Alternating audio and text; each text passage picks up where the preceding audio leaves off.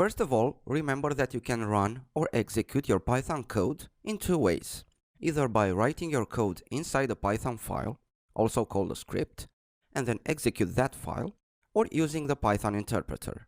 You can think of the interpreter as being a live session of Python, where each line of code you enter gets executed immediately, whereas using Python scripts, you can write your code now, save the file, and run it later whenever you choose to. Now, focusing on the interpreter, you have two options. The first option is to use this one right here in the Windows command line.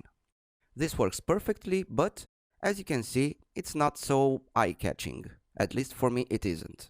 Don't worry, there's another option available. When installing Python, you also get IDLE, which is Python's IDE. IDE stands for Integrated Development Environment, that's a mouthful, and in short, it revolves around the Python interpreter, also adding lots of features and settings to make your programming experience better. To access IDLE, all you have to do is go to your Start menu and search for IDLE. Next, open it and let's have a quick overview of Python's IDE. As you can notice already, this looks awfully similar to the output we got inside the Windows command line after typing in the Python command, right?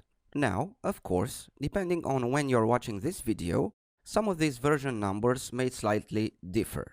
But that's no reason to worry, every bit of this course stays relevant nonetheless. Another thing here that you may notice is the font size. Maybe in your case you have a smaller font size than mine. That's because I have already customized it to look bigger and prettier.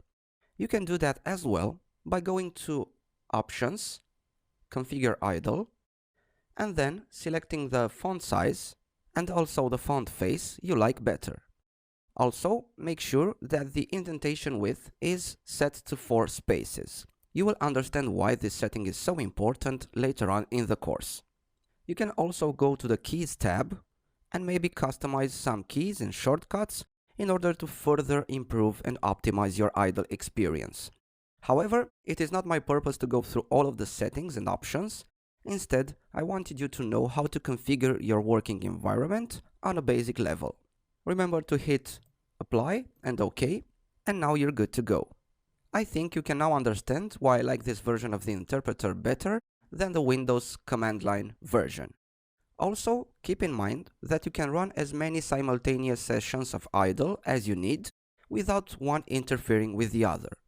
They will be completely separate working environments. However, the font size, and key shortcuts are also kept across all the sessions of IDLE. Now you have the Python interpreter ready to use and expecting your code. We will use it a lot across this course, don't worry. Next, we're going to take a look at the other way of running Python code using scripts.